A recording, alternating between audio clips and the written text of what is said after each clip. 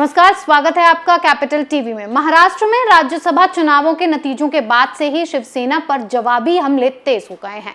दरअसल छठी सीट पर शिवसेना को बीजेपी ने हरा दिया, जिसके बाद अघाड़ी के अंदर ही अंदर फूट का माहौल बना हुआ है। लेकिन राज्यसभा में हार के बाद केंद्रीय मंत्री नारायण राणे ने सीधा उद्धव ठाकरे पर निशाना साधा और इस्तीफे की मांग की है। क्या है पूरा मामला, इस रिपोर्ट में देखिए। महाराष्ट्र में राज्यसभा चुनाव के नतीजों के बाद से ही शिवसेना निशाने पर है। राज्यसभा की 6 सीटों में से 3 पर बीजेपी और 3 सीटों पर महाविकास अघाड़ी के उम्मीदवार ने जीत हासिल की है। लेकिन छठी सीट पर लड़ाई देखने को मिली और शिवसेना को बीजेपी के सामने मुंह की खानी पड़ी, जिसके बाद से ही भाजपा ने सीधे तौर पर शिवसेना के खिलाफ मोर्चा खोला हुआ है, जिसमें सबसे आगे शिवसेना की हार के बाद केंद्रीय मंत्री नारायण राणे ने निशाना साधा है।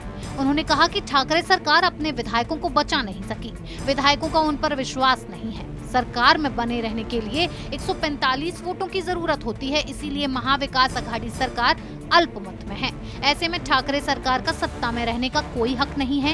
ये सारी बातें नारायण राणे ने प्रेस कॉन्फ्रेंस करके कही कि सीएम उद्धव ठाकरे को नैतिकता के आधार पर इस्तीफा दे देना चाहिए। राणे ने आगे कहा, महाराष्ट्र को उद्धव ठाकरे 10 साल पीछे लेकर गए हैं।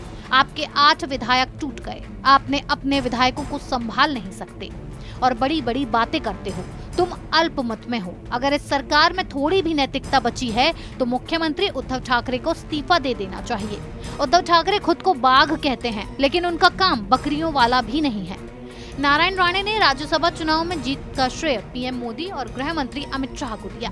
साथ ही उन्होंने एक बड़ा दावा करते हुए कहा कि साल 2024 के चुनाव में शिवसेना के 20 विधायक भी नहीं जीतेंगे।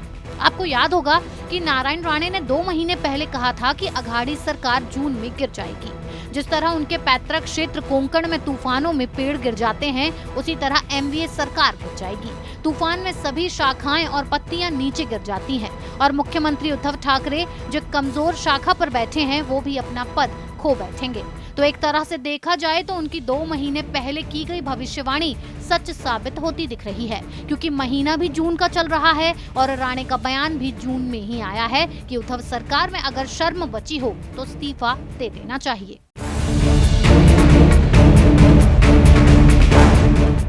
अघाड़ी सरकार राज्यसभा चुनावों में बुरी तरह से बीजेपी के सामने मुंह की खा चुकी है और अब अंदर खाने पड़ रही दरार भी साफ दिखने लगी है। शरद पवार देवेंद्र फडणवीस की तारीफ कर रहे हैं, उनके चमत्कार को नमन कर रहे हैं, तो वहीं दूसरी तरफ राणे उद्धव ठाकरे से इस्तीफे की मांग कर रहे हैं। तो आने वाला वक्त बताएगा कि अघाड़ी अल्पमत में आने के बाद अब कौन सा दांव खेलेगी जो अपनी सत्ता में बने रहने का सपना टूटने से बचा सके।